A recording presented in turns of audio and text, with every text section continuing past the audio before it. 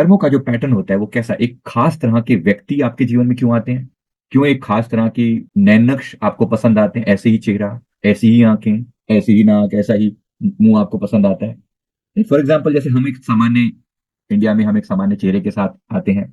अब चाइनीज या जापानीज या इनको थोड़ा सा देख लो, इनका चेहरा डिफरेंट टाइप का है। अफ्रीकन है, उनका चेहरा डिफरेंट टाइप का है। ऐसे ही लोग क्यों आ रहे हैं, क्यों? क्या हमारा कुछ लेन देन है इनके साथ? क्या आपका चेहरा ऐसा ही क्यों है? और आपको एक खास तरह का चेहरा अच्छा लगता है और एक खास तरह का चेहरा बाई बर्थ बुरा लगता है, ऐसे भी बहुत लोग हैं। चेहरे भी, पैटर्न भी, एक खास टाइप, एक खास चीज से बड़ी चिढ़ होती है लोगों को। खान पान की चीजों से चिढ़ होती है। कुछ चीजें ऐसी मतलब कि देखते ही मतलब दिल नहीं करता कि खा लेने, बिल्कुल भी नहीं, चिढ़ मचती है। और कुछ ऐसी चीजें हैं जो आपको बाई बर्थ पसंद होती हैं, मुझे तो खाना ही है ये। क्यों, ये नहीं पता। पैटर्न है। एक खास तरह की बीमारी बार बार लग रही है, क्यों लग रही है? तो मैं कुछ बातों को क्लियर करूंगा, क्यों कुछ चीजें रिपीटेडली आती हैं, पुराने जन्मों के रिश्ते कैसे आपको इस जीवन में ढूंढ लेते हैं और बार बार आपके जीवन में आते हैं। तो खाने पीने की वस्तु, कोई जगह से आपको बहुत ज्यादा लगाव होता है, किसी पर्टिकुलर जगह से आपको बहुत ज्यादा लगाव होता है, तो क्यों होता है? क्यों आपको वैसा ही मतलब ऐसा, यही जगह इतनी पसंद है, दिल से बार बार जाना पसंद है उस जगह से, शहर से। और किसी जगह से नफरत भी होती है, नाम सुन के डर जाते हो आप। कुछ लोग आपके जीवन में अनजाने में आते हैं और आपकी जिंदगी का हिस्सा बन जाते हैं। कभी उससे जान पहचान ही नहीं थी कुछ समय पहले तक, लेकिन फिर आए वो आपकी जिंदगी का हिस्सा बन गए। और कुछ लोग जीवन से ऐसे चले जाते हैं, कभी अपने थे और ऐसे निकल जाते हैं कि आप उनको ढूंढते रह जाते हो, फिर कभी मिलते नहीं। ऐसे भी होते हैं। और आपकी संतान से आपका कार्मिक होता है, मतलब पिछले जन्मों में जो संतान थी वो इस जीवन में क्या है, क्या संतान बनेगी कि नहीं बनेगी, और इस जीवन में जो संतान है आगे क्या होगा। या पति पत्नी के बीच में जो रिश्ता होता है, ये भी, इसके बारे में भी अनेक तरह से, क्या कार्मिक, किस टाइप का कार्मिक होता है, क्यों ऐसा होता है, क्या 7 जन्मों का जो खेल है वो होता है, सच में वैसी सब चीजें ऐसी ही होती हैं जैसे बोली जाती है, थोड़ा समझाने के पॉइंट ऑफ व्यू से ना। तो एक खास तरह की घटनाएं भी बार बार घटती है, जैसे किसी व्यक्ति को बार बार उसका मतलब उसके रिश्ते टिकते नहीं है। रिश्ते टिकते नहीं है, पहली बात, जो व्यक्ति मिलता है चीट करने वाला मिलता है। ये है, ऐसा पैटर्न देखा है अपने आसपास में? हाँ जी। यूट्यूब वाले जो है खास तौर पे यस करके रिप्लाई करेंगे, और बाकी जो है चीट करने वाले लोग मिलते हैं, बार बार चीट करेंगे, बार बार चीट करेंगे, मतलब फिक्स है कि उनका पैटर्न की वो इनके साथ चीटिंग होनी होनी है। तो मन किसी पर विश्वास ही नहीं कर पाता कि मतलब पता नहीं फिर कोई तमाशा खड़ा हो जाए। ये व्यक्ति आएगा, कितना टिकेगा कितना नहीं टिकेगा, भरोसा नहीं होता। किसी पर भी भरोसा नहीं होता।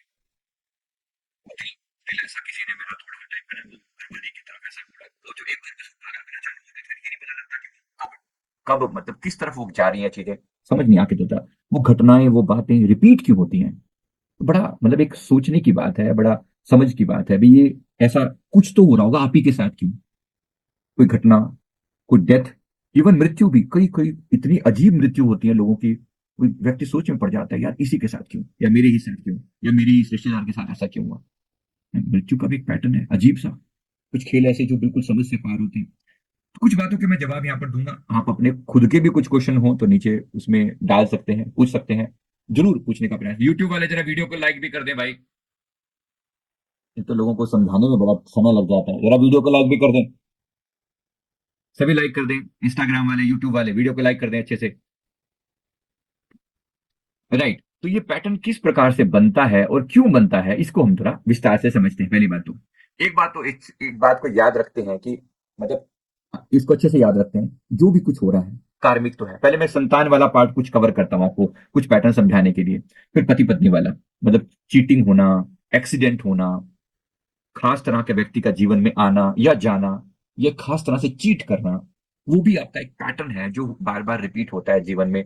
बात सामान्य तो नहीं है, आप इतने आसानी से तो नहीं कह सकते।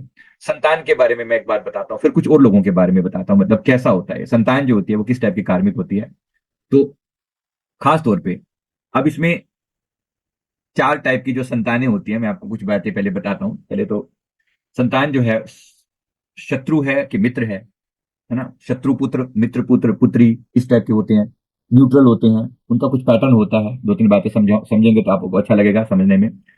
मतलब मृत्यु जो के में जो जीवन में जो आज जो संतान है होती है, वो किस टाइप की होती है। कुछ लोगों की अपने संतान से बिल्कुल बनती नहीं है, बेटियां या बेटे बिल्कुल नफरत भरी निगाहों से देखते हैं। फिर लोग हमसे सवाल करते हैं कि भाई ऐसा क्यों, मेरे साथ ऐसा क्यों। माता पिता की बच्चों के साथ नहीं बनती, खून के रिश्ते जिन्हें आप छोड़ भी नहीं सकते, लेकिन जीवन नर्क हो जाता है उनके साथ, फिर आपको समझ में नहीं आता कि मेरे साथ क्यों। इसका जन्म डेफिनेटली कुछ ना कुछ इस बात का लेना देना हमारे पास्ट लाइफ से है। अब माने ना माने, ये आपकी अपनी श्रद्धा है। तो 4 तरह की रिश्ते संतान के साथ बताए गए हैं, ऐसे पति पत्नी के साथ रिश्ता बताया गया। मैं सारे एक्सप्लेन करने की कोशिश करता हूँ। सेवक पुत्र या पुत्री क्या होते हैं? सेवक पुत्र का मतलब ऐसे लोग होते हैं जिनकी संतान अपने माता पिता पर जान छिड़कती है, ऐसे लोग भी होते हैं। श्रवण कुमार की तरह सेवा करना अपने माता पिता की, ऐसे होते हैं, उनको सेवक पुत्र या पुत्री कहा जाता है। तो पिछले जन्मों के कुछ अच्छे कर्मों का फल है जिसके कारण ये संतान मिली है। असल में पिछले कर्म जन्मों में अगर आपने किसी की बहुत सेवा करी है, या किसी को बहुत कर्ज दे दिया लेकिन चुका नहीं पाया व्यक्ति आपका कर्ज, प्रकृति की तरफ से उस व्यक्ति को ड्यूटी दी जाती है कि अपना कर्ज चुकाने के लिए इनकी सेवा करो, डू समथिंग फॉर देम। किसी से आप बार बार बार बार दान लेते रहे लेकिन चुकाने का समय आया तो आपके पास साधन नहीं थे, तो ऐसे केस में जब जब आपको वो बोझ चुकाया नहीं जाता आपसे, तो वो पुत्र या पुत्री बनकर उनकी सेवा करके जो ऋण चुकाने का कार्य करते हैं। आपने आसपास में जरूर ऐसे लोगों को देखा होगा जो माता पिता की खूब सेवा होती है, हम कहते हैं संस्कारी बच्चे हैं। और कभी बहुत अच्छे घरों में आकर भी बिल्कुल ऐसे बच्चे पैदा हो जाते हैं जो इस टाइप के, जो बिल्कुल एंटी होते हैं, एंटी पेरेंट बच्चे बोलते हैं उनको, मतलब उनका भी समझ में नहीं आता। तो क्या होता है, एक तो हो गया सेवक पुत्र या सेवक पुत्री, सेवा करने वाले भावपूर्वक। अच्छा, ये बहू भी हो सकती है, मतलब वैसे पुत्र नहीं था लेकिन बहू के रूप में आकर इतनी सेवा करी है कि मतलब आपको लगता है कि, या फिर इवन जो है ना जमाई जिसे कहते हैं, उस रूप में भी देखा है। कभी कभी अनजाने लोग भी, वो आपके भी आपके पड़ोस में आकर कुछ लोग ऐसे हैं जो आपकी खूब सेवा करते हैं, आपको नहीं समझ में आता इनसे का क्या रिश्ता है।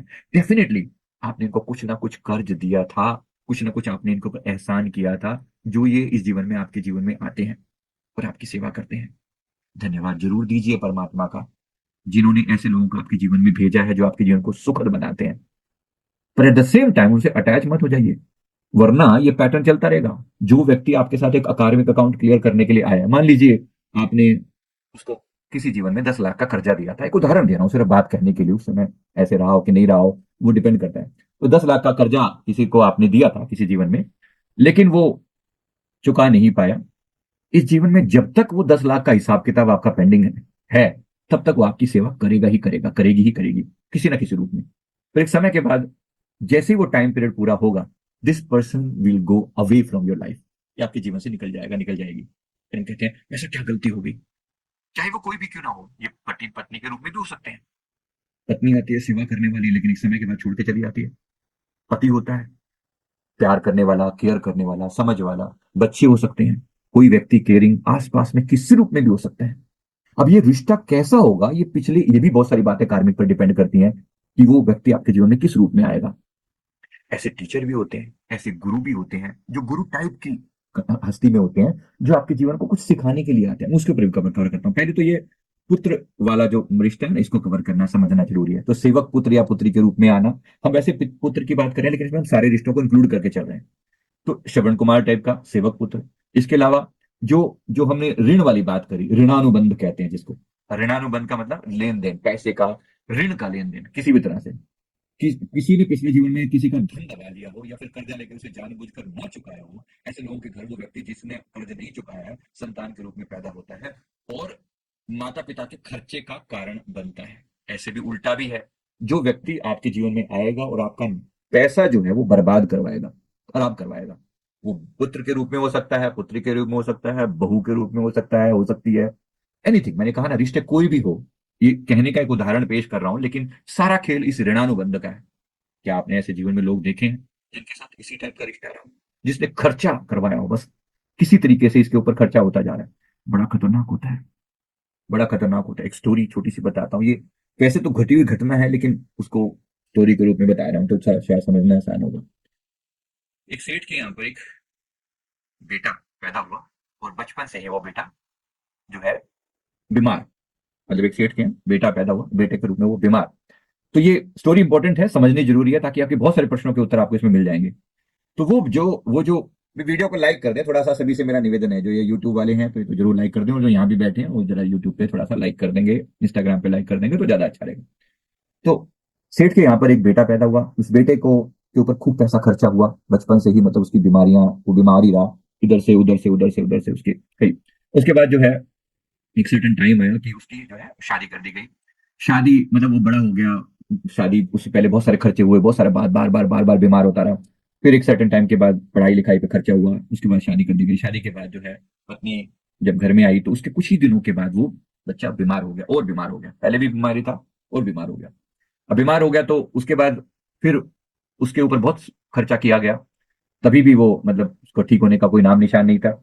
और उसके बाद कुछ समय के बाद जो है वो मतलब लास्ट में किसी ने बिल्कुल ऐसे, जैसे होता है ना, निराश हो जाता है इंसान हर तरह से, तो किसी ने किसी मौलवी का बोला कि फलाने गांव में एक मौलवी है, वो 1 रुपया लेता है और ऐसे करके वो इलाज करता है, सिर्फ नाम के लिए वो पैसा लेता है लेकिन इलाज करता है। तो उसको बुलाया गया। अब वो जैसे उसने आकर वो इलाज किया, झाड़ा फूक करी, उसने 1 रुपया उसको दिया उसके पिता ने, और उसके बाद वो चला गया। तो ये जो लड़का था, ये जो मतलब डेथ बेड की तरफ ऐसे लेटा हुआ था, एकदम से जोर जोर से हंसने लगा। तो जो सेठ था, जो का पिता था, उसने सवाल पूछा, "भाई, क्या हो गया तेरे को, तू इतना क्या हो गया, अरे ओके, तुम्हारी तबीयत ठीक है क्या?" उसने कहा, कुछ याद आया, कुछ याद आया पिताजी, सेठ जी, याद आया कुछ? मेरा तो कहता है, मेरा हिसाब पूरा आपके साथ, अब आज ये 1 रुपया बचा हुआ था, बस हिसाब पूरा, मैं चलता हूँ। कहाँ चलता हूँ, कौन हो तुम? तो उसने याद दिलाया, ये मेरे संत जी हमारे हमें स्टोरी के रूप में सुनाया करते थे। मैंने फिर कार्मिक, तो अब तो दुनिया भर के कार्मिक देखे हैं लोगों के, लगभग 25,000 से ज्यादा लोगों का हमने पास्ट देखा। जब पीछे जा जाके देखते हैं ना, तो ऐसी ऐसी स्टोरीज निकल निकल के आती हैं। आपको भी कहीं ना कहीं जरूर अपने पास्ट में जाके कुछ ना कुछ, मतलब अगर आपको कोई समस्या है तो, नहीं है तो मैं किसी को रिकमेंड नहीं करता कि पास्ट देखो, बिल्कुल भी नहीं।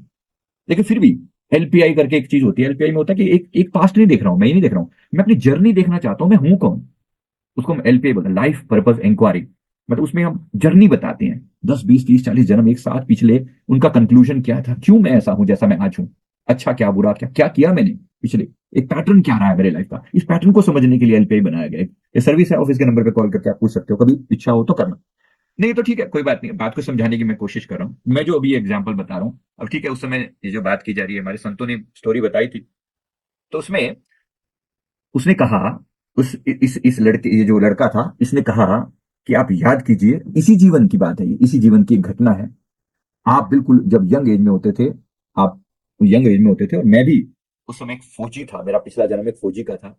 मैं उस समय में बॉर्डर पर लड़ने के लिए जा रहा था, कहीं पे युद्ध का वो मौसम ऐसा था, कोई ऐसा युद्ध हुआ, तो मैं ये लड़ने के लिए जा रहा था। और मेरे पास जो भी जमा पूंजी थी, पहले कोई बैंक बैंक ऐसा सिस्टम बहुत कम होता था, ऐसा नहीं होता था कुछ भी, तो लोग साहूकारों के पास, सेठों के पास अपना पैसा रख दिया करते थे, लेना देना उन्हीं से, वो एक तरीके के बैंक हुआ करते थे। तो उसने कहा कि मैंने अपने जीवन की सारी पूंजी, कुछ 10,000 स्वर्ण मुद्राएं या कुछ, उसने वो भी कहा कि वो सारी पूंजी मैंने आपके पास रखी, क्योंकि मैं बॉर्डर पर जा रहा था, अभी आऊंगा कि नहीं आऊंगा, तो मैं जा रहा था, और मैंने जब पैसा आपके पास जमा करा के रखा, और आपने इससे प्रॉमिस लिया, साइन वाइन करवा के सारा जो भी जैसे किया, कि भाई समय के बाद ये पैसा आपको जब आओगे तो पैसा तुम्हें लौटा दिया जाएगा, ऐसा करके।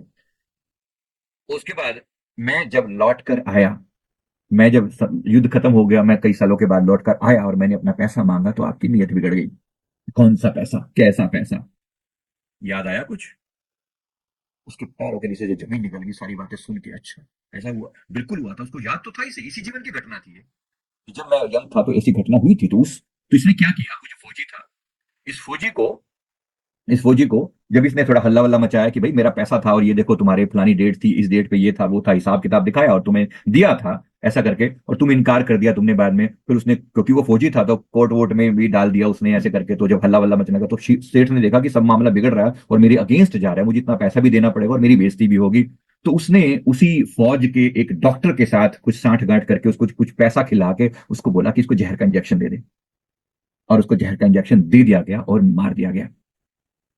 मैं वही हूँ, अब आपके घर में हिसाब किताब करने के लिए आया हूं, हिसाब किताब करने के लिए ये 1 रुपया बचा हुआ था जो बस अभी अभी आपने दिया है, अब ये account clear, now I leave, अब मेरा हिसाब पूरा, मैं जा रहा हूं।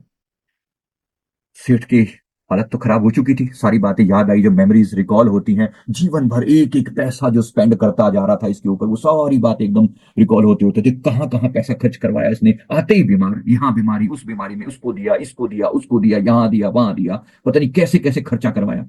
और लास्ट में जब ये सारी बातें कब कब कवर हो गई, तो फिर उसने एक बात वो पूछी, कहते कि जा तो रहे हो, लेकिन एक बात बताओ, ये डॉक्टर कौन है, ये जो तुम्हारी, ये जो पत्नी है, ये जो पत्नी है, उसने पूछा कि जो पत्नी है, ये सारी जिंदगी अब तुम्हारे बिना विधवा का दुख जिएगी, विधवा होकर दुख जिएगी।